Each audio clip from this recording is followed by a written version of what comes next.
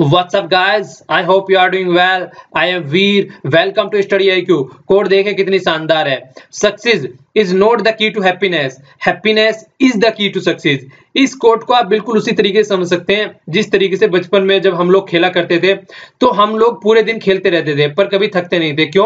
क्योंकि खेलते टाइम हमको खुशी मिलती थी और खुशी खुशी में हम हर टाइम खेलते रहते थे.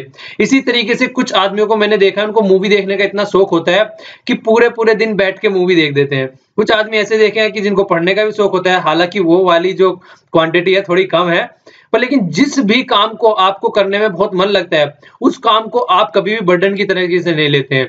उसको बस करते ही रहते हैं और करते ही रहते हैं और करते करते आपको पता भी नहीं चलता है कि आपका टाइम कब निकल जाता है.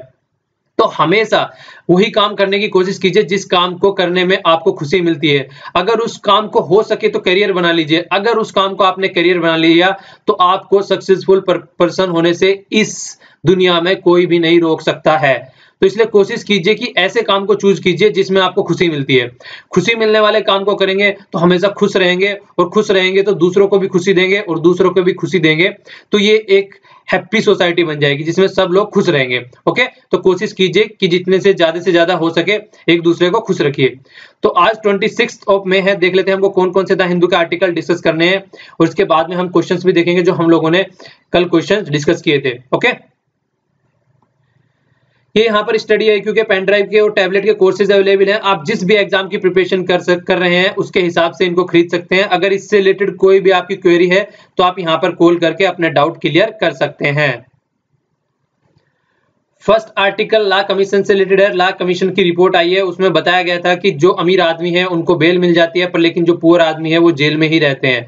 तो ये हमने कल न्यूज एनालिसिस में भी डिस्कस किया था. तो आज इस आर्टिकल को ढंग से देखेंगे. लॉ कमीशन का बैकग्राउंड भी आपको दूंगा कि लॉ कमीशन सबसे पहले कब स्टार्ट हुआ था और आज की डेट में कौन सा लॉ कमीशन चल रहा है. सारी पूरी अच्छे से डिस्कस करेंगे इस वाले आर्टिकल को.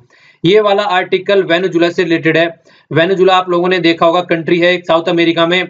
मैप में दिखाऊंगा अच्छे से कंट्री को और इसके बाद में डिस्कस करेंगे कि वहां पे क्या प्रॉब्लम चल रही है. हम पहले भी डिस्कस कर चुके हैं, आपका रिवीजन भी हो जाएगा. यही वो कंट्री है जहां पे डिमोनेटाइजेशन भी हुआ था. तो थोड़ी इसलिए भी ये कंट्री इंपॉर्टेंट हो जाती है क्योंकि हमारी कंट्री में भी डिमोनेटाइजेशन हुआ था और यहाँ पर भी डिमोनेटाइजेशन हुआ था. ओके, ये वाला आर्टिकल थोड़ा फिलोसफिकल है पर लेकिन लिखा अच्छे तरीके से गया है. तो जो भी इंपॉर्टेंट पॉइंट है हमारे लिए वो मैंने एक्सट्रैक्ट कर लिए हैं और काफी कई चीजें आप लोगों को क्लियरिटी अंडरस्टैंडिंग चीजों में आप लोगों की डेवलप होगी इस आर्टिकल के थ्रू. तो इस आर्टिकल को भी अच्छे से डिस्कस करेंगे.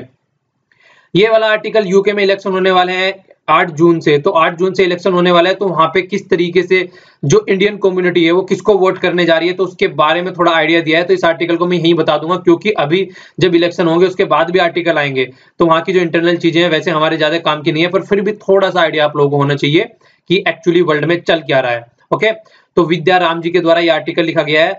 तो 8 जून को वहां पे इलेक्शन होने वाले हैं. ये फर्स्ट इलेक्शन है आफ्टर द ब्रेक्जिट. ब्रेक्जिट मतलब ब्रिटेन एग्जिट हो गया था यूरोपियन यूनियन से, उसके बाद में ये फर्स्ट इलेक्शन वहां पर होने वाले हैं. तो देखते हैं यहाँ पर किस तरीके का लोगों का रवैया रहता है, किस तरीके से यहाँ पे वोट करते हैं. और खासकर जो फोकस किया गया है इस आर्टिकल में वो इंडियन कम्युनिटी के ऊपर किया गया है कि जो इंडियन कम्युनिटी वहां पे रहती है वो किस तरीके से इस जो इलेक्शन होने जा रहे हैं इसमें पार्टिसिपेट करती है. थोड़ा सा इससे पहले समझ लेते हैं. एक बार मैप यहाँ पे देख लीजिए. ये हो गया यूरोपियन यूनियन जिसमें से अभी जो ब्रिटेन यूके जो बाहर निकला है ये हो गया पूरा, ठीक है ना, यहाँ पर हो गया ये. ओके, तो अभी इसको समझ लेते हैं हल्का सा. आप लोग कई बार कंफ्यूज रहते होंगे कि कौन सा यूनाइटेड किंगडम है और कौन सा ग्रेट ब्रिटेन है. तो देखिए जो यूनाइटेड किंगडम है उसके अंदर 4 पार्ट आते हैं. एक तो नॉर्दर्न आयरलैंड आता है, स्कॉटलैंड आता है, इंग्लैंड आता है और वेल्स आता है. तो ये 4 पार्ट को मिलकर यूके बनता है, ठीक है ना, यूनाइटेड किंगडम. लेकिन जो ग्रेट ब्रिटेन है वो ग्रेट ब्रिटेन में 3 आते हैं, स्कॉटलैंड आता है, इंग्लैंड आता है और वेल्स आता है. और ये स्कॉटलैंड के ऊपर भी अभी आशंका के बादल मंडरा रहे हैं. हम लोगों ने डिस्कस किया था लास्ट टाइम जब ये आर्टिकल इससे रिलेटेड आया था. तो ये अब रेफरेंडम कराने जा रहे हैं. ये चाह रहे हैं कि अब हम इनसे अलग हो जाएं. किनसे अलग हो जाएं? बाकी के पोर्शन से अलग हो जाएं. क्यों? क्योंकि ये जो फेवर करते थे ये इसलिए जुड़े हुए थे इससे यूके से क्योंकि ये यूरोपियन यूनियन का फेवर करते थे. अब यूरोपियन यूनियन से यूके बाहर निकल गया है. अब यूके बाहर निकल गया है तो कोई मतलब बनता नहीं है स्कॉटलैंड का वहां पे रहने का. तो फर्स्ट रेफरेंडम में ये हालांकि हार गए थे, अब फिर से सेकंड रेफरेंडम की बात चल रही है. आर्टिकल में नहीं दिया गया, ये मैं एक्स्ट्रा बता रहा हूँ, कभी आर्टिकल में खोजने लगे आप लोग. तो ये कुछ न्यूज थी. अब जो आर्टिकल में दे रखा है उसके बारे में देख लेते हैं. देखिए यहाँ पे तीन मेन फोकस की पार्टी है. एक तो लेबर पार्टी है, ठीक है, दूसरी कंजर्वेटिव है और तीसरे हैं यहाँ पे लिबरल डेमोक्रेट्स.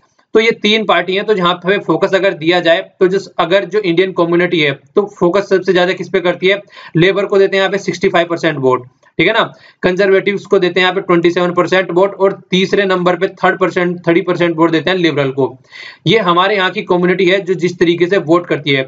इसी तरीके से अगर पाकिस्तानी जो कम्युनिटी रहती है वहां पर यूके में, उनका जो फंडा है वोट करने का, इसी तरीके से वो 80% करते हैं, 8% करते हैं और 5% करते हैं। तो बांग्लादेश भी इसी तरीके से करते हैं, तो 82% करते हैं, 10% करते हैं और 1% करते हैं लेबर, कंजर्वेटिव और लिबरल्स को। ओके, तो अगर इस तरीके से आप लोग देखिए तो सारा जो पैटर्न है, जितने भी यहाँ पे इंडिया, पाकिस्तान और बांग्लादेश वाले वहां पर रहते हैं, उनका एक ही पैटर्न है, मतलब एक ही पैटर्न को फॉलो करके वो लोग चल रहे हैं। बट किंतु परंतु अपितु बल्कि अब यहाँ पे एक बात देखने वाली आ जाती है, वो क्या है, वो ये है कि ये जो है अब यहाँ मतलब ये कम्युनिटी हमेशा फेवर करती थी कि यूके जो है वो हमेशा यूरोपियन यूनियन के साथ रहे, यूरोपियन यूनियन के साथ रहने से इनको फायदा होता था। ओके, क्योंकि मैक्सिमम जो वहां पे कम्युनिटी रहती है वो क्या है, वहां पे ट्रेड करते हैं या फिर कुछ इस तरीके से है कि वो उनको फायदा यूरोपियन यूनियन के साथ में होता था। इसलिए जब यूरोपियन यूनियन से निकलने की बात की गई तो इन्होंने अपोज किया और इन्होंने बोला 59% ने कि हमको यूरोपियन यूनियन के साथ में रहना है।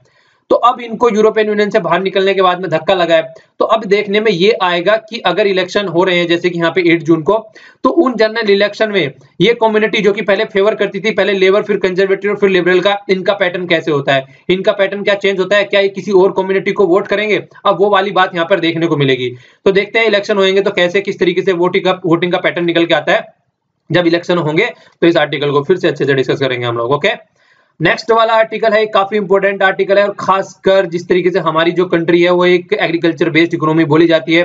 तो यहाँ पे एक अभी हम लोगों ने देखा था कि नीति आयोग के मेंबर ने रिकमेंडेशन दी थी कि एग्रीकल्चर के ऊपर इनकम टैक्स लगा दिया जाए।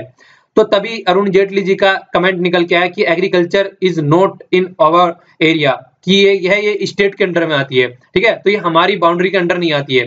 3 लिस्ट होती है, एक सेंटर होता है, दूसरी स्टेट होती है और तीसरी कॉन्करेंट लिस्ट होती है। तो जो सेंटर लिस्ट होती है उसमें सेंटर के सब्जेक्ट आते हैं, स्टेट लिस्ट होती है स्टेट के सब्जेक्ट आते हैं, तो स्टेट लिस्ट में एग्रीकल्चर आती है। तो सेंटर ने बोला कि हमारे अंडर में है ही नहीं है यहाँ पे टैक्स लगाना, तो हम कैसे लगा सकते हैं। अब उसी के ऊपर डिस्कस किया गया, 3 व्यूज दिए गए, लेफ्ट वाले, राइट वाले और सेंटर वाला, कि यहाँ पर टैक्स लगना चाहिए या नहीं लगना चाहिए। आर्टिकल को बहुत अच्छे से डिस्कस करेंगे और कोशिश करिए कि आप भी इसके ऊपर आंसर दीजिएगा, क्योंकि तीनों व्यूज यहाँ पर हैं, तो आप भी कम से कम 50 से 100 वर्डों में अपना आंसर देने की कोशिश कीजिएगा। ओके, ये वाला आर्टिकल प्रेस रावल जी ने ट्वीट किया था, उससे रिलेटेड है, कुछ इंपॉर्टेंट नहीं है, फालतू की मतलब मटर गश्ती रखी है। ये वाला आर्टिकल जैसे कि हम लोगों ने देखा है, कुलभूषण जाधव जी को पाकिस्तान में गिरफ्तार कर लिया गया था। अब इंटरनेशनल कोर्ट ऑफ जस्टिस का ऑर्डर आया था कि जब तक यहाँ पर इंक्वायरी चल रही है तो तब तक पाकिस्तान आगे ना चले। तो वही उस तरीके की डे बाय डे की बोल बच्चनगिरी चल रही है, आर्टिकल आते रहेंगे इसी तरीके से। हमको एक बेसिक हमने डिस्कस कर लिया, फिर से अच्छे से आर्टिकल आएगा, अगर कुछ अच्छा स्टेप हो रहा है तो फिर से आर्टिकल को डिस्कस कर लेंगे हम लोग। आइए अब ये आर्टिकल देखते हैं, इसके बाद में फिर हम न्यूज एनालिसिस देखेंगे। फर्स्ट आर्टिकल यहाँ पे दिया है लॉ कमीशन के बारे में। तो लॉ कमीशन के अंदर घुसने से पहले, इस आर्टिकल के अंदर घुसने से पहले लॉ कमीशन के अंदर घुसते हैं हम लोग। तो लॉ कमीशन देखिए कहाँ से स्टार्ट हुआ, कैसे यहाँ पे है, आज की डेट में कौन से नंबर का है, उस सारी डिटेल्स आपको मिल जाएगी यहाँ पर। और इससे रिलेटेड आप लोगों को मतलब फोकस देके चलना है, क्वेश्चन भी एग्जाम में आ सकते हैं, काफी इंपॉर्टेंट टॉपिक हो जाता है, क्योंकि लॉ कमीशन का बहुत ही ज्यादा रोल रहा है पिछले कुछ दिनों में, खासकर जब से एनडीए गवर्नमेंट आ गई है। क्योंकि एनडीए गवर्नमेंट ने बहुत सारे जो पुराने रूल और रेगुलेशन पड़े हुए थे, जो कि ब्रिटेन, जो कि कॉलोनियल टाइम से पड़े हुए थे, उन सबको काफी को हटा दिया गया है इसके द्वारा, लॉ कमीशन के द्वारा। तो अभी इस तरीके की रिकमेंडेशन आ रही है काफी निकल के कि बहुत सारे नए लॉ आ गए हैं इसी की वजह से, रिकमेंडेशन की वजह से। तो इस पे अच्छे से फोकस कर लेते हैं थोड़ा। तो आइए देख लेते हैं यहाँ पर अभी क्या है। देखिए जो लॉ कमीशन है वो एक एग्जीक्यूटिव बॉडी है, गवर्नमेंट के ऑर्डर के द्वारा बनाई जाती है। ओके, एक एग्जीक्यूटिव बॉडी है, गवर्नमेंट के ऑर्डर के द्वारा बनाई जाती है, याद रखिएगा इसको। और इसका फंक्शन क्या है, एक तरीके से लीगल रिफॉर्म कराने का है। मतलब कुछ ऐसे, मतलब एक आप लोग बोल सकते हैं कि जो कि सोसाइटी जिस तरीके से चेंज होती रहती है, तो उसी के बेस पे ये कमीशन जो है रिव्यू करता है कि कौन सा लॉ सोसाइटी के लिए एप्लीकेबल है आज की डेट में और कौन सा नहीं है, और जो नहीं है उसको हटा दीजिए। ओके, तो इस तरीके से लीगल एक्सपर्ट रहते हैं जो कि यहाँ पे अपनी राय देते हैं सोसाइटी के बेस पे। इसका टेन्योर जो होता है फिक्स होता है, नॉर्मली जो होता है 3 ईयर का होता है, पर लेकिन गवर्नमेंट इसको बढ़ा घटा भी सकती है। एडवाइजरी बॉडी है ministry of law and justice को, कि किस तरीके से आप लोगों को नए लॉ बनाने चाहिए और पुराने लॉ को हटा देना चाहिए। फर्स्ट लॉ कमीशन, ये इंपॉर्टेंट है, थोड़ा याद रखिएगा। First law commission was established during British rule, British Raj के टाइम में एस्टेब्लिश किया गया था इन 1834 में बाय चार्टर एक्ट 1833। देखिए चार्टर एक्ट के बारे में थोड़ा बताता हूँ। चार्टर एक्ट एक तो 1801 चार्टर एक्ट ले लीजिए, मतलब ये चार्टर हुआ करते थे एक तरीके से, जिसके द्वारा ये नॉर्मली जो आया करते थे, अगर देखा जाए तो ये 20-20 साल के अंडर पे आया करते थे, ठीक है। तो चार्टर एक्ट आप लोगों ने सुना होगा, 1813 वाला सुना होगा, फिर 1833 वाला आ गया उसी तरीके से, फिर इसी तरीके से 1853 वाला आ गया। तो ये चार्टर एक्ट आया करते थे, ओके। तो थोड़ा सा इनके बारे में हल्का सा मैं यहाँ पे बताता हूँ। जो चार्टर एक्ट 1813 वाला आया था, नॉर्मली क्या था, इससे पहले जो ईस्ट इंडिया कंपनी थी उसकी मोनोपोली थी सब एरिया में, कि यहीं पे इंडिया में जो ट्रेड करना है वो ईस्ट इंडिया कंपनी कर सकती है और कोई कंपनी नहीं कर सकती है। जो भी यहाँ से प्रॉफिट जितना दुनियादारी का करना था वो ईस्ट इंडिया कंपनी करेगी, दूसरी कंपनी यहाँ पे अलाउड नहीं थी। तो इंडिया को अपनी एंटिटी लगा के एक तरीके से एंटिटी यूज की तरह यूज कर रहे थे कि ये हमारा पार्ट है और हम जो चाहेंगे यहाँ पे करेंगे, दूसरों को अलाउ नहीं किया जाता था, ठीक है। तो फिर बाद में क्या किया, यहाँ से इसको हटा के इनकी मोनोपोली हटा दी गई, सब चीजों में ओनली 2 प्रोडक्ट में मोनोपोली रखी गई यहाँ पे, ओके। 2 प्रोडक्ट में मोनोपोली रखी गई, आपको उन प्रोडक्ट के नाम बताने हैं। क्वेश्चन है ये, 2 प्रोडक्ट बच गए जिन पे मोनोपोली रखी गई, उनके प्रोडक्ट के नाम बताने हैं। और जो वो मोनोपोली यहाँ पे रखी गई, फिर 1833 में वो मोनोपोली भी हटा दी गई, ओके। तो आप लोगों के लिए क्वेश्चन है यहाँ पे, ध्यान से सुन लीजिए। वैसे मोनोपोली सब एरिया में हटा दी गई। मोनोपोली होती है कि आपका राज है, बस आप ही यहाँ पे ट्रेड करेंगे। पर सब पे मोनोपोली हटाने के बाद में 2 चीजें रह गई थी जिन पे मोनोपोली रख ली गई थी, ओके। प्रोडक्ट नहीं, एक तो कंट्री थी और दूसरा प्रोडक्ट था, ओके। और इसके अलावा फिर यहाँ पे जाकर वो हटा दी गई थी। और यहाँ पे आप लोगों को और एक चीज याद रखनी है, बहुत ही ज्यादा इंपॉर्टेंट है, ये भी कई बार पूछ ली जाती है। यहाँ पे डिसाइड किया गया था कि एनुअली 1 लाख रुपी दिया जाएगा एजुकेशन के लिए इंडिया में। ये 1813 में डिसाइड किया गया था ये। इसमें आप लोगों को याद रखना है ये भी, ठीक है। तो कुछ हिस्ट्री का पोर्शन हो जाता है जिससे आप लोगों को याद रखना है, जो करंट से बैकग्राउंड में चला जाता है। इसके अलावा बहुत सारी और इंपॉर्टेंट इंफॉर्मेशन है जो कि 1833 से रिलेटेड है। ये क्या है, देखिए ये है कि गवर्नर जनरल ऑफ बंगाल, याद रखिएगा, गवर्नर जनरल हुए करते थे 1857 से पहले। इसके बाद में जब 1857 की क्रांति हुई, इसके बाद में उनका नाम चेंज करके वायसराय कर दिया। वो ये बेवकूफ बनाया गया, कुछ चेंज नहीं किया था। बस ये है कि अब इसके ब्रिटेन गवर्नमेंट के कंट्रोल में आ गया, और जो कि ये बदतमीजी कर रहे थे वो कंटिन्यू रही, ठीक है ना, तो उसमें कोई चेंज नहीं आया। तो गवर्नर जनरल ऑफ इंडिया, जो बंगाल का जो गवर्नर जनरल था उसको वो इंडिया का गवर्नर जनरल बना दिया गया। और इसके अलावा बम्बे और जो मद्रास थे उनके गवर्नर जनरल की पावर घटा दी गई।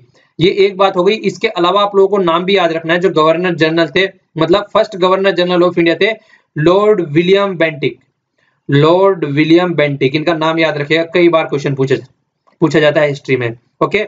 और यहीं पर ही 4th लॉ मेंबर भी ऐड किया गया था काउंसिल ऑफ गवर्नर जनरल में, 4th, ठीक है ना। तो याद रखिएगा, ये कुछ इन्फॉर्मेशन है जो कई बार पूछ ली जाती है। और जो गवर्नमेंट सर्विसेज है वो ओपन कर दी गई थी पीपल ऑफ इंडिया के लिए, ये भी याद रख लीजिएगा। तो ये सारी बात है 1833 वाले की, ठीक है, जो ये चार्टर एक्ट यहाँ पे दे रखा है, इसी की बात कर रहा हूं मैं।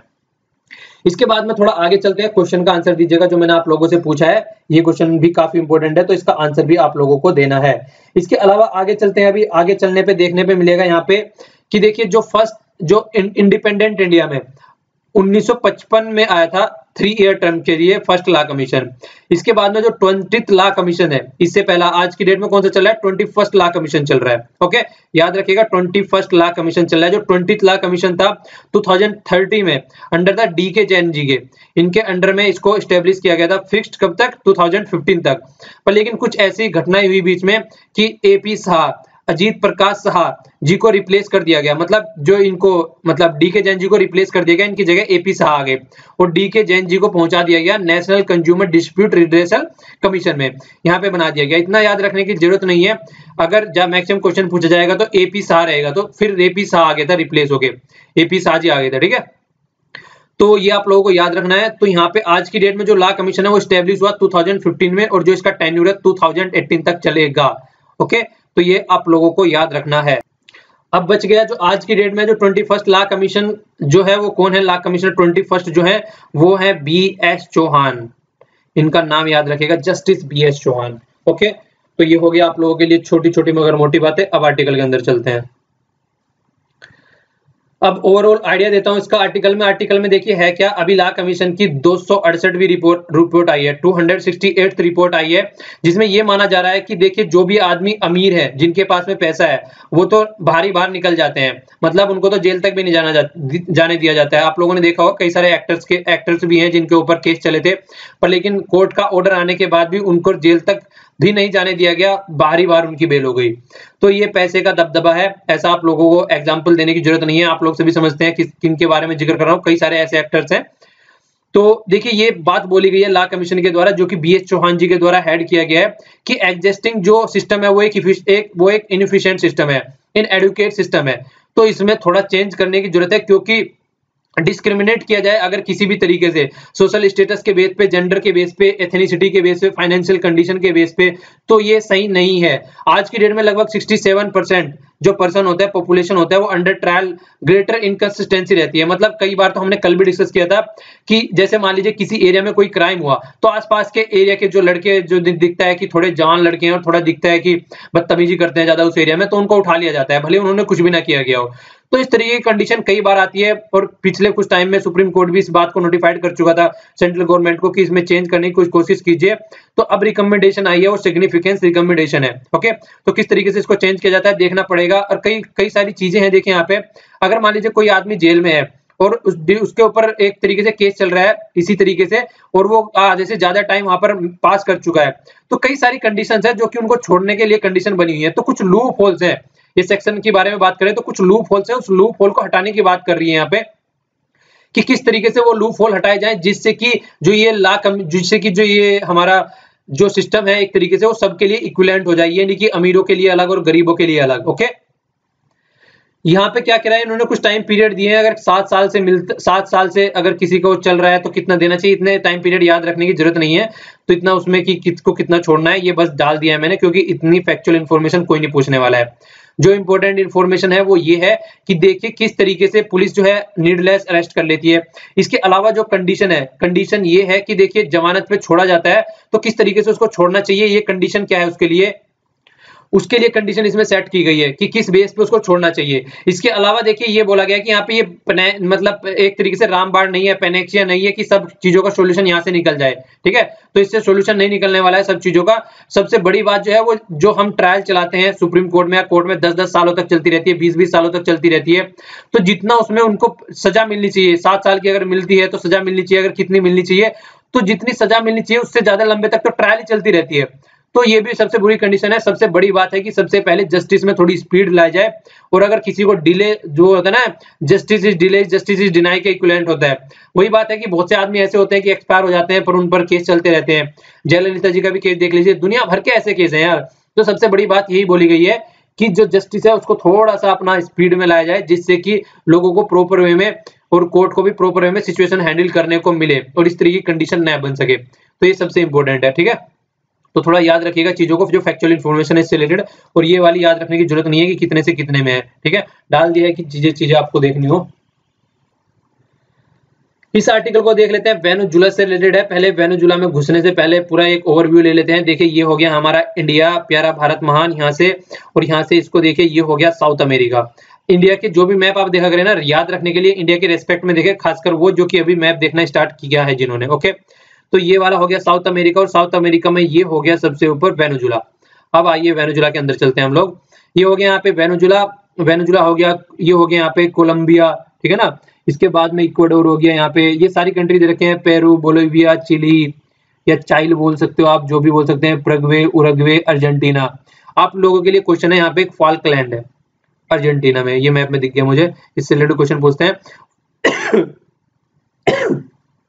सॉरी यार, तो फाल्कलैंड दे रखा है यहाँ पे। आप लोगों को ये बताना है कि ये किस कंट्री का है। कहने के लिए तो अर्जेंटीना के पास में ये, और कई बार न्यूज में रहता है। न्यूज में क्यों रहता है, इसके ऊपर रेफरेंडम भी हुआ था, तो रेफरेंडम में वोट फिर से उसी कंट्री के लिए दी गई जिस कंट्री के अंडर में आज में ये है। तो ये वाली अर्जेंटीना चाहते हैं कि हमारे अंडर में आ जाए, पर लेकिन ऐसा कुछ नहीं हुआ। तो आप लोगों को बताना है कि कौन सी कंट्री की ओनरशिप है आज की डेट में भी इस आइलैंड के ऊपर। ओके, तो ये आपके लिए क्वेश्चन हो गया यहाँ पे। अब चलते हैं वेनेजुला पे। तो देखिए साउथ अमेरिका का ये एक पार्ट है वेनेजुला। यहाँ के जो आज की डेट में जो प्रेसिडेंट या लीडर या डिक्टेटर, कुछ भी बोल सकते हैं आप लोग इनको, ये निकोलस माद्रो। एक्चुअली थोड़ा सा इसके बैकग्राउंड बताता हूँ, आर्टिकल में नहीं दी है इतनी चीजें, पर आपको थोड़ा सा पूरा एक ओवरव्यू मिल जाएगा, उस तरीके से लेके चलते हैं। देखिए वेनेजुला एक ऐसी कंट्री है जहाँ पे बहुत ही ज्यादा वर्ल्ड में ऑयल का रिजर्व पाया जाता है। ऑयल के रिजर्व के ऊपर यहाँ पे इनकी इकोनॉमी कंप्लीटली डिपेंडेंट है, और यहाँ पे जो भी काम होते हैं ऑयल से, लोगों को ये तेल बेचते हैं वर्ल्ड की कंट्रियों को, और वहां से जो कमाई होती है उसकी सारी जो स्कीम होती है यहाँ पे, एजुकेशन से रिलेटेड स्कीम, हेल्थ से रिलेटेड स्कीम, या सिक्योरिटी पर्पज, सोशल सिक्योरिटी, या गरीब तबके को ऊपर उठाने वाली कोई भी स्कीम चलती है वहां पे, वो तेल बेचने के बाद में जो इनको पैसा मिलता है उससे चलती थी। पर लेकिन हुआ क्या, अभी आप लोगों ने देखा होगा 2013 से बाद में जो तेल के प्राइस डाउन होने स्टार्ट हुए थे, आप लोगों ने देखा होगा कितने कम तेल के प्राइस हो गए थे। अब कोई कंट्री जो कि कंप्लीटली ऑयल के ऊपर डिपेंडेंट है, उसका आप लोग सिचुएशन समझ सकते हैं कि वो किस खस्ता कंडीशन में आके खड़ी हो सकती है, क्योंकि यहाँ पे सारी चीजें अप्रोक्सीमेट जो तेल बेचा जाता था उसी से होती थी। अब तेल बेचना तो तेल तो चलता रहा, पर लेकिन प्राइस इतने ज्यादा डाउन हो गए कि यहाँ पे जो स्कीम्स है, जो सोशल सिक्योरिटी स्कीम्स है, या इनको जो डे बाय डे की जो नेसेसरी की चीजें होती हैं वो भी इनको मिलनी बंद होने लगी। क्यों? क्योंकि जो तेल का प्राइस है वो बहुत ज्यादा डाउन हो गया, जितना किसी ने एक्सपेक्ट भी नहीं किया था।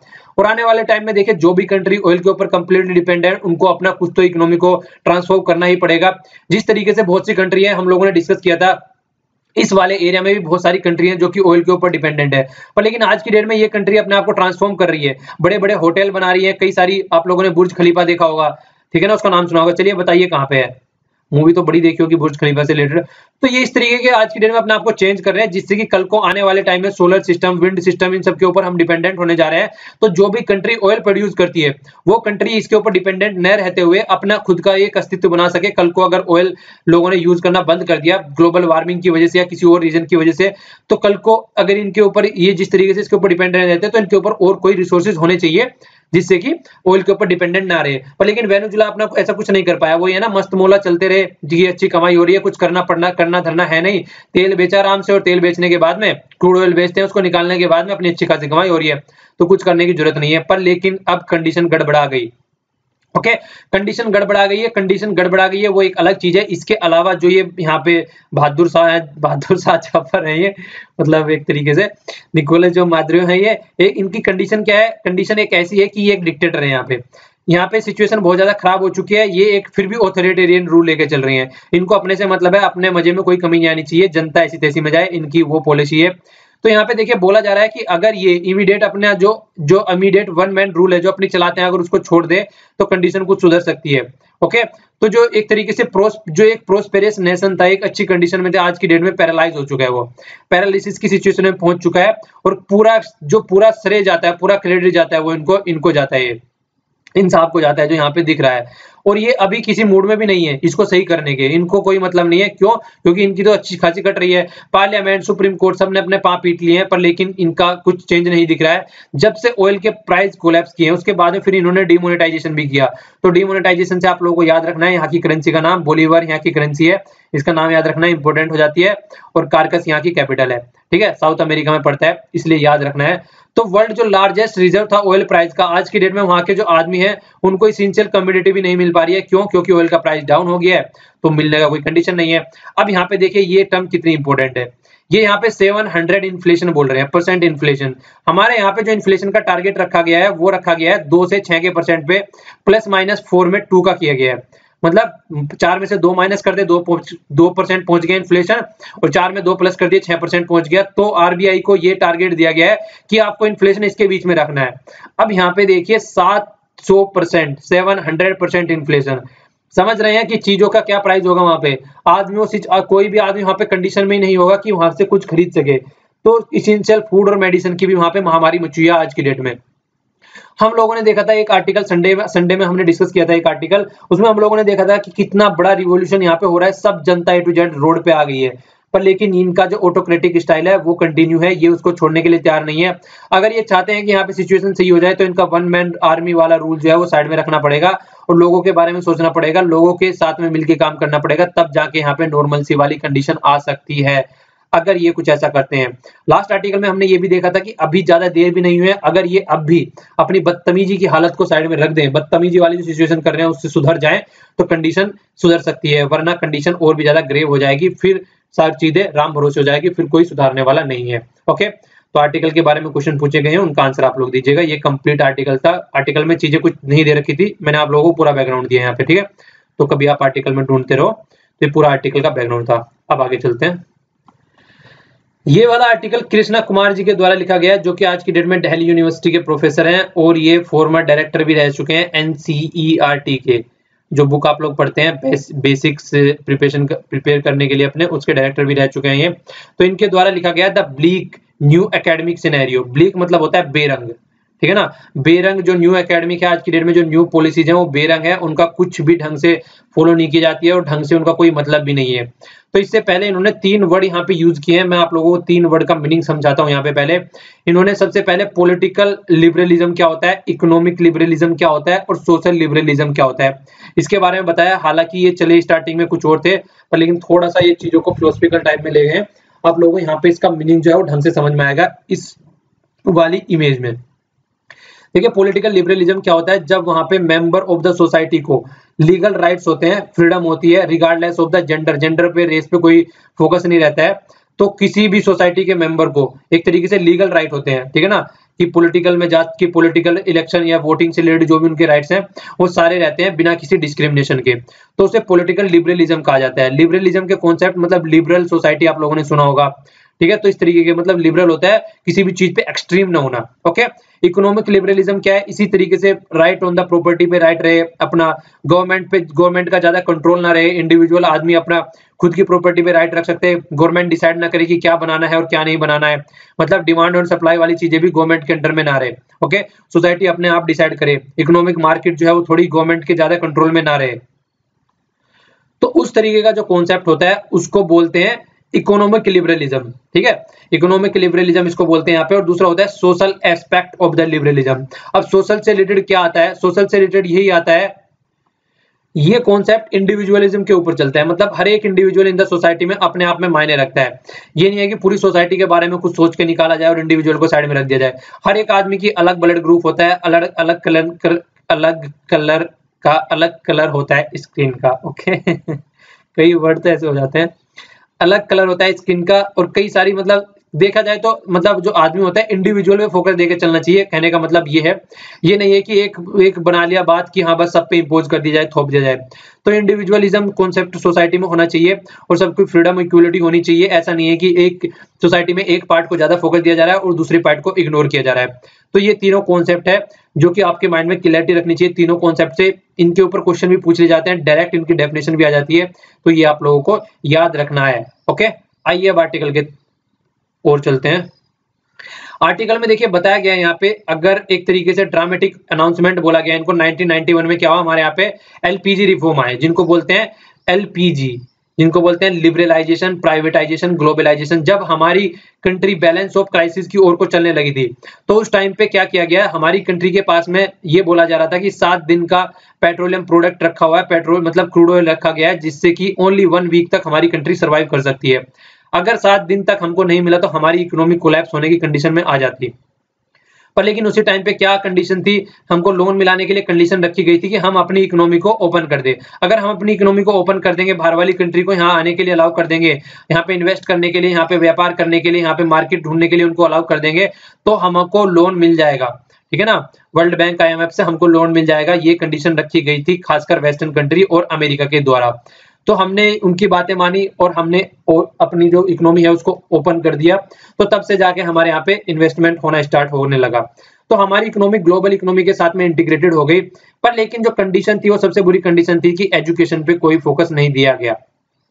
एजुकेशन पे कोई फोकस नहीं दिया गया और एजुकेशन को साइड में रख के चला गया। इसके लिए क्रिटिसाइज भी किया जाता है, गवर्नमेंट का, कि जो प्राइम रोल था, रेस्पॉन्सिबिलिटी थी हेल्थ और एजुकेशन, उस पर इतना फोकस नहीं दिया गया। आज की डेट में भी हम लोग देखते हैं, अभी हमारी नेशनल हेल्थ पॉलिसी आई है, क्वेश्चन याद रखना है, पूछा जा सकता है, जिसमें हमने 2% ऑफ द जीडीपी अब हम हेल्थ पे खर्च करने जा रहे हैं। 2017 में ये आया है हमारी पॉलिसी निकल के। आप समझ सकते हैं ये बहुत पहले आनी चाहिए थी, आज ये निकल के आ रही है। तो जो ड्यूटी और रेस्पॉन्सिबिलिटी होती है गवर्नमेंट की, उससे गवर्नमेंट हाथ झाड़ चुकी थी, ये बोला जा रहा है इनके द्वारा। और जो पीवी नरसिम्हा राव जो कि उस टाइम पे हमारे प्राइम मिनिस्टर थे, इनके द्वारा बोला जा रहा है कि लिबरल और सेंट्रल जो थीम थी वो न्यू इकोनॉमी की, वो अपनी अलग ही लेके चल रहे थे, मतलब किस तरीके से इकोनॉमी को टैकल करना है, सही सिचुएशन में लेके आना है। पर लेकिन ये किसी का फोकस नहीं था कि एजुकेशन और हेल्थ पॉलिसी, ये इस तरीके की चीजों को कैसे फोकस करके चलना चाहिए। ऐसा नहीं कह सकते कि कुछ फायदा नहीं हुआ है, कुछ फायदे भी हुए हैं अंडर द प्रोग्राम। इसके वर्ल्ड बैंक ने ऑफर किया है सेफ्टी नेट प्राइमरी एजुकेशन के लिए।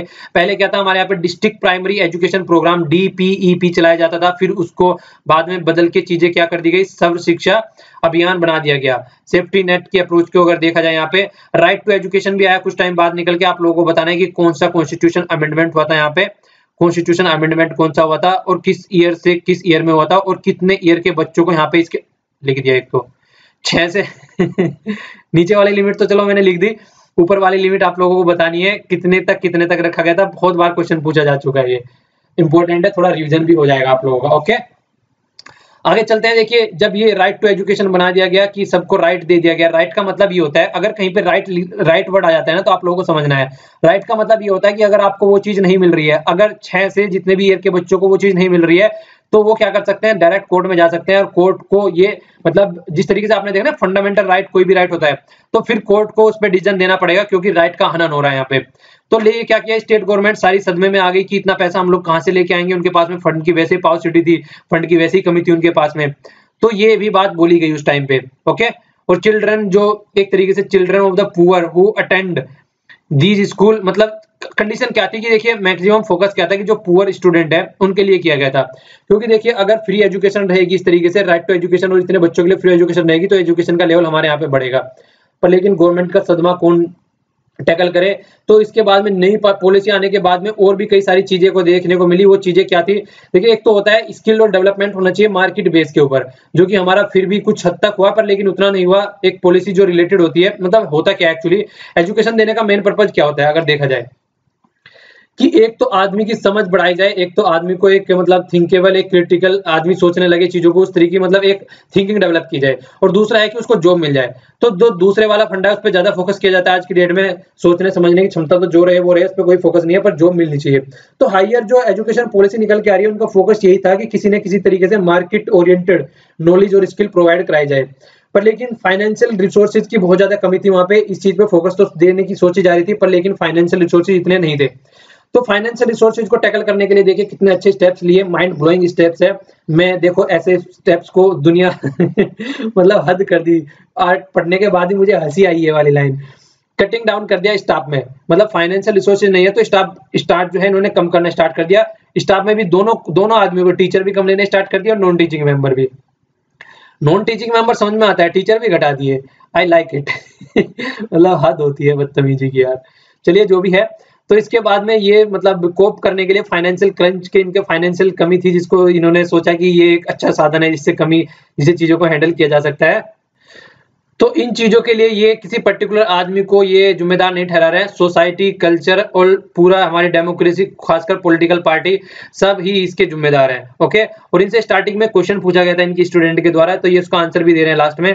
इनसे पूछा गया था लिबरलाइजेशन के बारे में कि लिबरलाइजेशन प्रमोट करता है लिबरल थॉट्स, तो इन्होंने कहा ऐसा कुछ नहीं है। देखिए एक इंडिपेंडेंट वॉइस होनी चाहिए, इंडिपेंडेंस थिंकिंग होनी चाहिए, ठीक है। तो उस तरीके की चीजें होनी चाहिए अगर एक लिबरल सोसाइटी बनानी है हम लोगों को। तो कंडीशन और भी खराब कर दी गई है लिबरलाइजेशन के द्वारा, तो ऐसा कुछ नहीं देखने को मिला यहाँ पे। तो ये बोल रहे हैं कि ट्रेन किया जाए, जो यंग पीपल हैं उनके लिबरल थॉटों को ट्रेन किया जाए और इंडिपेंडेंट वॉइस होनी चाहिए, वो किसी के अंडर में वर्क नहीं करना चाहिए। वो ये है कि अगर देखिए कुछ भी करना है आप लोगों को बोल दिया जाए, अगर मुझे ही बोल दिया जाए कि ये वीडियो बनाओ और ये वीडियो में लेंथ इतनी होनी चाहिए, ठीक है ना, इस वीडियो में आप लोगों को क्या करना है, मतलब मेरे पास ऊपर बहुत सारी अगर कंडीशन रख दी जाए कि ये करना है, ये करना है, ये करना है, तो मैं एक क्वालिटी ऑफ कंटेंट देने के बजाय ये सोचता रहूंगा कि यार जो बनवाने वाला है उसकी चीजों को फुलफिल कैसे करना है। आप लोगों को बोल दिया जाए कि आप लोगों को ये मूवी देखनी है, ठीक है, और मूवी देखने के बाद में आप लोगों से क्वेश्चन पूछा जाएगा, तो आप लोग समझ सकते हैं उस मूवी को कैसे देखेंगे। बिल्कुल ऐसी हो गया, खाना खाने के लिए नीचे बैठा दिया और ऊपर तलवार लटका दी कि किसी भी वक्त गिर सकती है, और सामने रख दिया रसमलाई, रसगुल्ले, सारी अच्छी अच्छी चीजें सामने रख दी और ऊपर तलवार लटका दी कि किसी भी टाइम गिर सकती है, तो क्या आप एंजॉय कर पाएंगे इस खाने को। तो उसी तरीके से है कि इंडिपेंडेंस चीजें होनी चाहिए, अगर करना है तो हमको इंडिपेंडेंटली करना चाहिए, किसी भी चीजों को कंट्रोल करके एक अच्छे लेवल पे नहीं पहुंचाया जा सकता। सॉरी, देखिए थोड़ा सा देख लीजिए, आप लोगों को थोड़ी सी क्लैरिटी आएगी माइंड में इन चीजों से रिलेटेड। एलिमेंट्री जो एजुकेशन होती है, एलिमेंट्री एजुकेशन कितने से कितने तक होती है, उसको 8th क्लास तक बोलते हैं। 1 से 8th क्लास तक एलिमेंट्री एजुकेशन होती है। क्लास दे रखी है ऊपर, नीचे एज दे रखी है, तो ये तो देखिए घटती बढ़ती रहती है, वो तो हम लोग डिसाइड करते रहते हैं जैसे भी है, पर लेकिन एजुकेशन आप लोगों को याद रखनी है।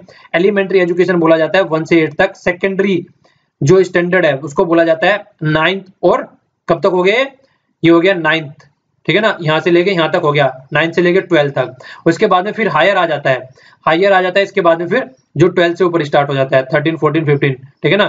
तो अब सही इसमें जो सेकेंडरी है इसमें भी दो होते हैं, एक तो सेकेंडरी होती है और दूसरी सीनियर सेकेंडरी होती है। तो जो होता है 8 यहाँ आ गया, 9 और 10 में तो क्या आ जाता है, सेकेंडरी आ जाता है, और सीनियर सेकेंडरी 11वीं और 12वीं आ जाती है। तो ये आप लोगों को याद रखना है थोड़ा सा, ठीक है ना। तो जो कंपलसरी एजुकेशन की गई थी वो यहाँ पे की गई थी, ये फंडा मैं समझाना चाह रहा था, ठीक है। तो कंपलसरी एजुकेशन वो यहाँ से यहाँ तक की गई थी, जो कि यहाँ पे एलिमेंट्री एजुकेशन है, तो उसमें कंपलसरी एजुकेशन की गई थी, ठीक है ना, और कहीं नहीं थी कंपलसरी एजुकेशन। तो ये कॉन्सेप्ट समझाना था मुझे, थोड़ा सा याद रखिएगा। हालांकि आप लोग सभी जानते होंगे, पर जो नहीं जानते हैं थोड़ा उनको फायदा हो जाएगा। ओके,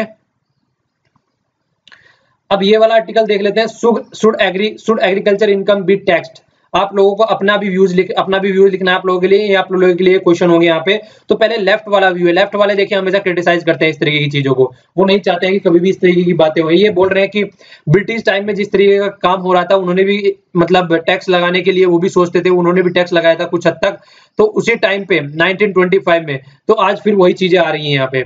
अटेम्प्ट किया गया था, के.एन. राज कमेटी के द्वारा रिकमेंडेशन दी गई थी इनके द्वारा 1972 में, पर इंप्लीमेंट नहीं किया गया। केलकर कमेटी की रिपोर्ट आई थी 2002 में, उन्होंने बताया था कि 95% जो है farmer below the tax threshold है, ठीक है। तो ट्राई किया गया है, कई कमेटी आई है, अपना मतलब कोशिश करते रहे हैं कि इस तरीके की चीज करने के लिए, पर लेकिन इनको दिख रहा है कि इतने लेवल पे चीजें नहीं है कि इनके ऊपर टैक्स लगाया जाए। Growth of the agriculture post reform अगर पीरियड देखा जाए 1991 से लेके 2016 तक एग्रीकल्चर डिक्रीज हो चुकी है 32% से 15% तक, जो एग्रीकल्चर का शेयर होता था, ठीक है ना, वो आज की डेट में घट के यहाँ पर आ चुका है 15% पे। और कंपेयर विद दिस अगर देखा जाए, वर्क फोर्स अगर देखा जाए एग्रीकल्चर के ऊपर डिपेंडेंट कितनी है, वो है लगभग 50% आप लोग कह सकते हैं। तो देखिए एक साइड में यहाँ पे बहुत बड़ा मतलब एक उल्टी चीज देखने को मिलती है। सर्विस सेक्टर में बहुत कम पॉपुलेशन है जो जॉब करती है, और सर्विस सेक्टर लगभग 50 से 60% पे करता है जीडीपी को।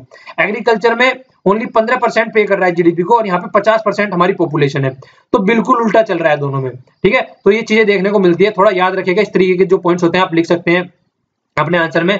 इसके अलावा एजुकेशन और जो हेल्थ है वो देखिए प्राइवेटाइज होती जा रही है, तो वैसे ही जो रूरल हाउस होल्ड है उनके ऊपर कितना बर्डन पड़ता जा रहा है। एवरेज मंथ की जो इनकम लगाई जाएगी 2012-13 में, वो ये लगाया गया था कि फार्मर की जो इनकम है वो एवरेज निकाली गई थी 6,000 के लगभग 6,500 निकाली गई थी, पर लेकिन ये भी 6,500 एवरेज निकाली गई थी, कुछ की तो इससे भी कम होगी, ठीक है। तो ये भी बात देखने को मिल रही है। और एग्रेरियन क्राइसिस इतने सारे आते ही रहते हैं। तो देखिए ये बोल रहे हैं कि इंस्टेड आपकी ये देखने की कोशिश कर रहे हैं कि किस तरीके से टैक्स लगाया जाए, ये कोशिश कीजिए कि जो क्राइसिस आ रहे हैं उनको किस तरीके से टैकल किया जाए। क्राइसिस पे ज्यादा फोकस कीजिए, टैक्स वैक्स को साइड में रखिए, अभी इतनी कंडीशन नहीं है कि आप लोग टैक्स लगा सकें। अब राइट अप्रोच वाले भाई साहब आ गए। इनका मानना क्या है, एग्रीकल्चर पे टैक्स लगना ही लगना चाहिए, ठीक है। तो एग्रीकल्चर को टैक्स से एग्जाम्प्ट नहीं होना चाहिए, और सब्जेक्ट स्टेट का है, जैसे मैंने आप लोगों को स्टार्टिंग में ही बताया था, स्टेट का सब्जेक्ट है, तो स्टेटों के पास में इससे रेवेन्यू भी आएगा। बिफोर इंडिपेंडेंस जस्ट हमारा देश आजाद नहीं होता तब भी एग्रीकल्चर के ऊपर टैक्स लगाया जाता था। ऐसा नहीं है कि आज कोई नया कॉन्सेप्ट निकाल के लेके आ रहे हैं। कुछ ऐसी फसल होते हैं, हॉर्टिकल्चर हो गया, प्लांटेशन हो गया, जैसे टी प्लांटेशन हो गया, इस तरीके कुछ फसल है जो कि कमर्शियल क्रॉप है, ठीक है, कमर्शियल क्रॉप है। तो इस तरीके की जो क्रॉप्स हैं तो उनके ऊपर टैक्स लगाया जा सकता है, क्योंकि उनसे बहुत ज्यादा फायदा हो रहा है। और टैक्स रिच फार्मर पे तो कम से कम लगाना ही चाहिए, जीडीपी में बहुत ज्यादा फायदा होगा, और एग्रीकल्चर का भी जो लेवल है वो जीडीपी में बढ़ेगा इनकम टैक्स लगाने से। सजेशन क्या है इनका, सजेशन ऐसी है जिस तरीके से हम इनकम टैक्स में अपना स्लैब रखते हैं, इसीलिए फार्मरों की अर्निंग पे भी हम लोग स्लैब रख सकते हैं कि इतनी अगर अर्निंग हो रही है तो इतना टैक्स लगेगा, इतनी अर्निंग हो रही है तो इतना टैक्स लगेगा। तो यहाँ पे भी स्लैब बनाई जा सकती है। जो रिच फार्मर है उन पर ज्यादा टैक्स लगेगा, जो पुअर फार्मर है उन पर कम टैक्स लगेगा। तो हम एक प्रोग्रेसिव टैक्स सिस्टम कर सकते हैं। यहाँ पे प्रोग्रेसिव टैक्स सिस्टम यही है कि रिच फार्मर ज्यादा टैक्स देगा, पुअर फार्मर कम टैक्स देगा। रिग्रेसिव टैक्स सिस्टम ये होता है चाहे रिच हो चाहे फार्मर चाहे पुअर हो, बस एक टैक्स लग दिया कि जितना देना है कि 25% देना है, कि सबको 25% ही देना है, तो ये रिग्रेसिव होता है, ठीक है। तो देखिए ये फिर से बात कर रहे हैं यहाँ पे 1972 में के.एन. राज की कमेटी, जिक्र दिए, याद रखिएगा कमेटी का नाम, 2 बार यहाँ पे भी आ गया। और जिस तरीके से जिक्र नीति आयोग के द्वारा किया गया है टैक्स लगाने के लिए, तो कमेटी इंपोर्टेंट हो जाती है, तो क्वेश्चन आ सकता है। ओके, प्रीलिम्स में बहुत आराम से पूछा जा सकता है, और कहीं पर भी डायरेक्टली पूछा जा सकता है, एसएससी में भी और बैंकिंग में भी। बैंकिंग से रिलेटेड क्योंकि टैक्स है तो बैंकिंग में भी आराम से आ सकता है क्वेश्चन। तो उन्होंने भी बोला था कि टैक्स लगाओ, पर लेकिन एक्सेप्ट नहीं किया गया था, इंप्लीमेंट नहीं की गई थी। सिमिलरली बोल रहे हैं कि बी आर अम्बेडकर जी ने भी टैक्स लगाने के फेवर में थे। वो उन्होंने बोला था कि टैक्स तो पे करना ही चाहिए, कम से कम जो रिच फार्मर है उनको, और जो पुअर है उनको लेस टैक्स पे करना चाहिए। तो इस तरीके की बातें पहले भी की जा चुकी है, ऐसी बात नहीं है कि आज फर्स्ट टाइम हो रही है। तो देखिए जिस तरीके से हमारी 50% अगर आप लोग देखा जाए 50% पॉपुलेशन एग्रीकल्चर पे डिपेंडेंट है, तो इसका मतलब 50% तो हमारी पॉपुलेशन डायरेक्ट ही टैक्स पे नहीं कर रही है। ओके, पहली चीज तो ये आ गई समझ में। दूसरी चीज ये है जो टैक्स के लायबल है वो भी टैक्स पे नहीं कर रहा है, तो ये बुरी कंडीशन है। देखिए यहाँ पर लगाए या ना लगाए, जो टैक्स पे के लायक है उनको टैक्स पे करना चाहिए कम से कम, तो ये बात है। आइए अब आगे चलते हैं। आगे जो बात आ रही है वो देखने वाली है, सेंटर व्यू आ रही है यहाँ पे। देखिए टैक्स जो एग्रीकल्चर है वो देखिए वो कह रहे हैं कि ये फेवर में नहीं है, दो फेवर में नहीं है, मतलब फैक्टर दे रखे हैं, दो फैक्टर क्या कई सारे फैक्टर यहाँ पे वैसे। तो इसमें क्या बोल रखा है, सबसे मेजर जो है जो फार्मर है यहाँ पे अगर देखा जाए 60% स्मॉल फार्मर है, ठीक है ना। 60% यहाँ पे स्मॉल फार्मर है जिनके पास एग्रीकल्चर बहुत। फार्मरों का एक बार ये डिसाइड देखिए, आप लोग के माइंड में कंफ्यूजन आ रहा होगा कि फार्मर किस तरीके से स्मॉल होते हैं, किस तरीके से लार्ज होते हैं और किस तरीके से मीडियम होते हैं। तो स्मॉल फार्मर वे होते हैं जिनके पास में जो जमीन होती है वो 2 हेक्टेयर से कम होती है। ओके, 2 हेक्टेयर से कम जमीन होती है उनको बोलते हैं हम स्मॉल फार्मर, और 2 हेक्टेयर से 5 हेक्टेयर के बीच में जो होती है उनको बोलते हैं मीडियम फार्मर। ओके, और जो लार्ज फार्मर होते हैं उनके पास 5 हेक्टेयर से ज्यादा जमीन होती है। इसके बाद में फिर एक होता है मार्जिनलाइज फार्मर भी होते हैं, उनके पास में बहुत ही कम जमीन होती है, लगभग आप लोग बोल सकते हैं 1 हेक्टेयर से भी नीचे जमीन होती है, ठीक है। तो यहाँ पे मैक्सिमम जो फार्मर है हमारे यहाँ पे स्मॉल फार्मर है, इसको आप लोगों को याद रखना है। स्मॉल फार्मर है जिसकी वजह से उन पर टैक्स लगाना मतलब बनता नहीं है किसी भी तरीके से, ठीक है ना। तो इनकी जो इनकम है वो भी अनियमित है, ठीक है, एरेटिक इनकम है उनकी, उनका पता नहीं है अब की बार क्या आ रहा है और कल अगले बार क्या आ रहा है। इंश्योरेंस भी कवर नहीं है किसी को। 40% इसमें वुमेन है जो कि वैसे ही इतनी बुरी कंडीशन में रहती है, वैसे ही इंपावर नहीं है। तो इस तरीके से टैक्स लगाना कुछ बनता नहीं है। इवन जो क्रॉप लाइक कुछ ऐसी क्रॉप भी है जो कि अच्छी खासी पैदावार होने के बाद भी, देखिए ये बड़ी बुरी कंडीशन है। पैदा ज्यादा होए तो प्रॉब्लम है, पैदा कम होए मतलब अच्छी फसल होए तो प्रॉब्लम है, बुरी फसल होए तो प्रॉब्लम है, अच्छी फसल होए तो क्यों प्रॉब्लम है, अच्छी फसल होएगी तो प्राइस डाउन हो जाएगा।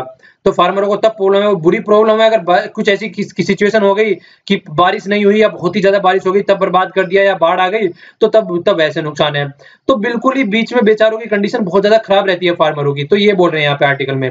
तो मार्केट और मानसून के ऊपर कंप्लीटली डिपेंडेंट रहते हैं मैक्सिमम हमारे farmer. Tax would add stress, एक और नया स्ट्रेस इनके ऊपर ऐड कर देगी। वैसे ही स्ट्रेस इतना है, अगर आप लोगों को हटाना है तो सब्सिडी हटा दीजिए, ज्यादा से ज्यादा अगर आप लोग हटा सकते हैं तो सब्सिडी हटा दीजिए। और मोस्ट इंपोर्टेंट है देखिए फूड सिक्योरिटी।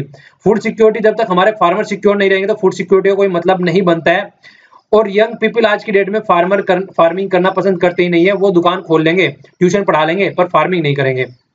तो इस तरीके का माइंडसेट होता जा रहा है। और देखिए जिस तरीके से आप रिकमेंड करते हैं फिक्स्ड मिनिमम सपोर्ट प्राइस, ये क्या होता है, एक मिनिमम सपोर्ट प्राइस दिया जाता है जिसके द्वारा फार्मरों को सपोर्ट किया जाता है, ताकि मार्केट में अगर प्राइस डाउन भी हो जा रहा है तो भी उनको एक अच्छे लेवल पे उनका प्राइस मिल सके, उनको नुकसान ना हो। तो ये बोल रहे हैं कि पहले टैक्स लगाने से पहले उनको टैक्स देने लायक बनाओ, इंक्रीज द क्रेडिट फ्लो, जिससे कि उनकी अच्छी पैदावार हो, अच्छी सिचुएशन में आ जाए। तो कहने का मतलब है टैक्स लगाने से पहले उनको टैक्स देने के लायक बनाओ, उसके बाद में इनके ऊपर टैक्स लगाना। तो ये है इनका सेंटर व्यू। ओके, आज न्यूज एनालिसिस में हालांकि कुछ ज्यादा नहीं है, तो ये एक इंडिया पाकिस्तान के रिलेशन से रिलेटेड चीजें यहाँ पे पेज 1 पे भी दे रखी है और पेज 10 पे भी दे रखी है। ये क्या है कि ये एक बंदी है, इनका नाम है उजमा अहमद। तो इनको क्या किया था, एक पाकिस्तानी बंदे ने बहला फुसलाकर, आई थिंक मलेशिया से इनको बहला फुसलाकर ले गया। तो ये वहां पे पाकिस्तान में पहुंच गए। पाकिस्तान में पहुंचने के बाद में पता चला कि वो जो बंदा लेके गया था वो बंदा शादीशुदा है, उसके बच्चे भी हैं कई सारे, और फिर इनके साथ में वहां पे बहुत सारे अत्याचार भी हुए। तो ये किसी तरीके से इंडियन हाई कमिश्नर जो पाकिस्तान में वहां तक पहुंच गई, तो वहां से फिर इनको निकाल के लाया गया है। तो ये निकाल के लेके आया गया। तो देखिए जो बदतमीजी उसके द्वारा की गई है, बदतमीजी इंसान के, वो एक अलग बात है। पर लेकिन जो पॉजिटिव चीज देखने में वो ये आ रही है कि पाकिस्तानी जो external affair ministry, home ministry और जुडिशरी है, सबने साथ दिया है इनको वहां से लेके आने में। तो एक अच्छी आप वो बोल सकते हैं कि फर्स्ट टाइम, ये बोल रहे हैं रेयर बोल रहे हैं इस केस को, कि रेयर है कि म्यूचुअल अंडरस्टैंडिंग दोनों में रही है और सबने मिलकर काम किया है और इनको वहां से यहाँ तक लाने में कोई दिक्कत नहीं हो पाई है। तो एक अच्छी बात है कि इस तरीके की चीज पे एक दूसरे को हम सपोर्ट कर रहे हैं, तो हमारी कंट्री के बीच में एक अच्छी चीज देखने को मिल रही है। ओके, ये वाला देखिए डेटा पॉइंट है, पेज 9 पर है। यहाँ पे बोला गया है कि विलेज अक्रॉस द, मतलब इतने village across the India have declare themselves open defecation free, ODF बोला जाता है इसको, ठीक है। तो ये ओपन डेफिकेशन फ्री यहाँ पे डिक्लेयर कर दिया गया है। ये 0 है, यहाँ बढ़ता हुआ जा रहा है यहाँ पे इधर को। तो देख सकते हैं यहाँ पे आपका कौन से एरिया में आता है। कोशिश कीजिए कि देखिए इस तरीके की चीजें अगर आप यहाँ लेक्चर में सुन रहे हैं तो अपने आप को आसपास वाले एरिया में समझाइए कि ये सब चीजें गलत हैं, क्योंकि आसपास के एरिया में ही बीमारी फैलती है। ओके, इतने पैसे वो बनाने में, मतलब लेटरिन वगैरह बनाने में नहीं लगेंगे जितने फिर बीमारी में लग जाते हैं वहां पे। तो कोशिश कीजिए। और भी सिक्योरिटी की थ्रेट भी रहती है कई सारी, आप लोगों ने एडवर्टाइजमेंट वगैरह सुने ही होंगे। ये देखिए पेज 10 पर न्यूज है। पेज 10 पे न्यूज से रिलेटेड एक मैं बात भी बोलना चाहता हूँ। कल मैंने आर्टिकल डिस्कस किया था, एक जम्मू कश्मीर में जो केस हुआ था ह्यूमन शील्ड के रूप में आर्मी ने यूज किया था एक जम्मू कश्मीर के सिटीजन को। तो बात मतलब इंडिया के सिटीजन को, सॉरी जम्मू कश्मीर का सिटीजन निकल गया मुंह से, इंडिया के सिटीजन है, जम्मू कश्मीर का सिटीजन। हालांकि बोलते हैं कि वो हम जम्मू कश्मीर के सिटीजन है, पर लेकिन हमको तो कम से कम यही बोल के चलना चाहिए कि इंडिया के सिटीजन है। तो देखिए जो बात थी वो ये थी, सबको मिलजुल के रहना है, वो एक अलग बात है। पर लेकिन जो मैं यहाँ पे जो भी बातें मैं बताता हूँ, जो भी मैं डिस्कशन करता हूँ, वो आर्टिकल के अंदर जो लिखा रहता है वो मैं डिस्कस करता हूँ ओनली। मेरा यहाँ पे कोई व्यू नहीं रहता है, जहाँ पे मेरा व्यू रहता है मैं बता देता हूँ आप लोगों को। कई बंदों ने कमेंट किए थे, बोल रहे थे कि आप जो आर्मी ने किया है वो सही है, मैं क्रिटिसाइज कर रहा हूँ। मैं क्रिटिसाइज नहीं कर रहा था यार उसको, आर्टिकल वाला क्रिटिसाइज कर रहा था उसको, ठीक है। तो वहां पे मेरा कोई व्यूज नहीं था। अगर आप चाहें तो आर्टिकल पढ़ के देख सकते हैं, आर्टिकल वाले ने क्रिटिसाइज किया है वहां पे, ठीक है।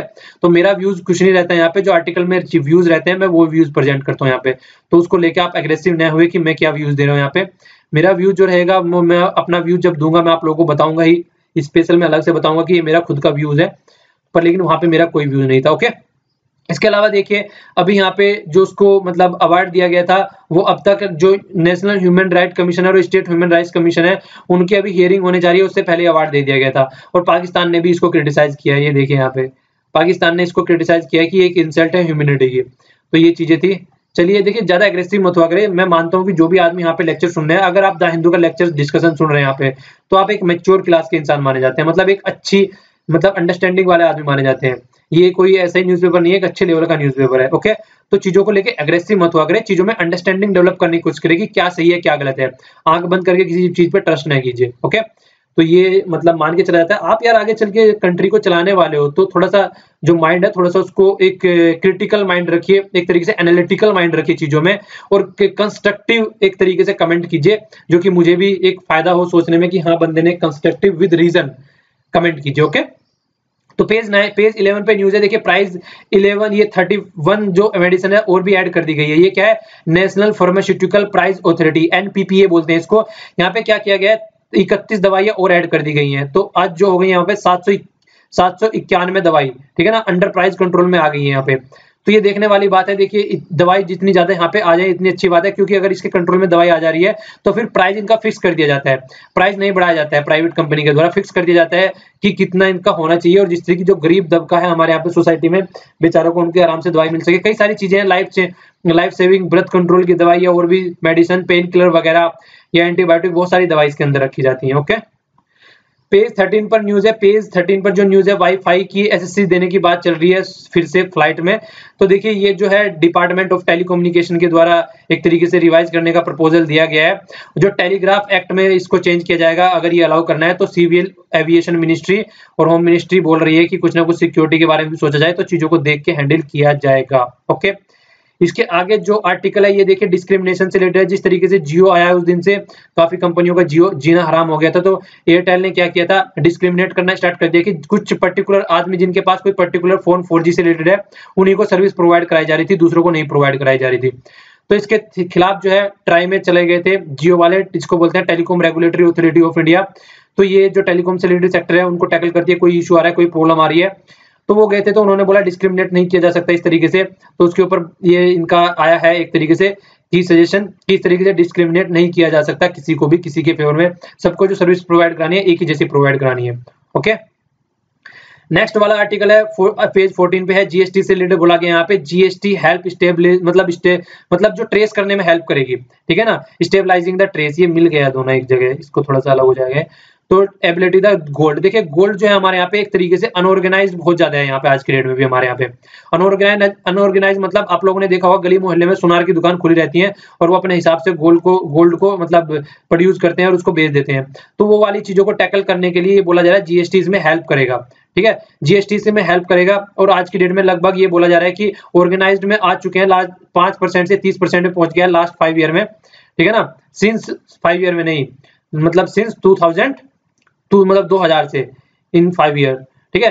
तो इतना पहुंच गए यहाँ पर। आने वाले साल में बोला गया कि 40% तक ये ऑर्गेनाइज सेक्टर में आ जाएगा। ऑर्गेनाइज सेक्टर में देखिए एक कंप्यूटर प्रॉपर वे में चीजें होंगी, टैक्स के अंडर में चीजें आएंगी, एक सिस्टम के थ्रू जाती हैं, बैंकिंग सिस्टम के थ्रू, तो सारी चीजें पता चल पाता है, ओके। पेज 17 पे न्यूज है, एक्सपर्ट से that if automation takes 2 job then create 10 jobs. किस तरीके से, मान लीजिए कंप्यूटर है, ये बोला गया था कंप्यूटर आ जाएगा तो लोगों की जॉब चली जाएगी, पर लेकिन आज की डेट में आप लोगों ने देखा होगा कंप्यूटर की कितनी दुकानें खुल चुकी हैं। कंप्यूटर बेचने वाले हैं, कंप्यूटर सुधारने वाले हैं, उसके पार्ट सप्लाई करने वाले हैं, सॉफ्टवेयर सप्लाई करने वाले हैं, उससे रिलेटेड जो चीजें होती हैं वो सप्लाई करने वाले हैं। तो डेस्कटॉप, कहीं पता नहीं क्या क्या चीजें आज की डेट में अगर जाओगे मार्केट में कंप्यूटर की दुनिया भर की चीजें आप लोगों को देखने को मिलेगी। तो अगर 2 जॉबों का लॉस हो रहा है तो 10 जॉब वहां से क्रिएट हो रही है, ये बोला गया आर्टिकल के अंदर। छोटी सी न्यूज ये भी है, आप लोग समझ लीजिए, अगर स्टार्टअप स्टार्ट करने जा रहे हैं तो पेज 14 पे न्यूज है, डेफिनेशन ऑफ स्टार्टअप चेंज कर दी गई है। अब क्या किया गया है, अब जो बिजनेस है मतलब include the scalability of the business model with the potential, तो कितना एम्प्लॉयमेंट आप जनरेट कर सकते हैं और कितना वेल्थ क्रिएशन कर सकते हैं। कोई बड़ी न्यूज नहीं है वैसे, पर छोटी छोटी मगर मोटी बातों का आप लोगों को थोड़ा थोड़ा पता होना चाहिए। अब देखिए, इंडियन फॉरेन जो एजेंसीज हैं, इंटेलिजेंस एजेंसी, उनके बारे में मैंने पूछा था। जो फॉरेन इंटेलिजेंस एजेंसी है वो रो है, रिसर्च इसको बोला जाता है, research and the analysis wing. Okay, जो डोमेस्टिक इंटेलिजेंस एजेंसी है वो IBI intelligence agency, intelligence bureau इसको बोला जाता है। ओके, ये क्वेश्चन मैंने आप लोगों से पूछा था। इसके अलावा इंग्लिश चैनल के बारे में मैंने पूछा था, ये सेपरेट करता है इंग्लैंड को नॉर्दर्न फ्रांस से। ठीक है, ये ऊपर हो गया इंग्लैंड, जिसको हमने यूनाइटेड किंगडम भी बोला था, अभी हम लोगों ने देखा था, इंग्लिश चैनल हो गया, नीचे फ्रांस हो गया। ऑर्डिनेंस के बारे में पूछा था, किस पार्ट में आता है, पार्ट 5 में आता है, अंडर आर्टिकल 1, 2, 3। तो ये हमारा कंप्लीट लेक्चर हो गया। अगर लेक्चर पसंद आया तो लाइक कीजिए, नहीं पसंद आया तो डिसलाइक कीजिए, और जब चीजें लाइक आ जाती हैं तो उनको शेयर भी कर दिया करते हैं। ओके, तो thanks a lot for listening. और आप पीडीएफ नीचे डिस्क्रिप्शन बॉक्स में टेलीग्राम का लिंक है, वहां पे आप लोगों को पीडीएफ मिल जाएगी। Thanks a lot for listening. जय हिंद।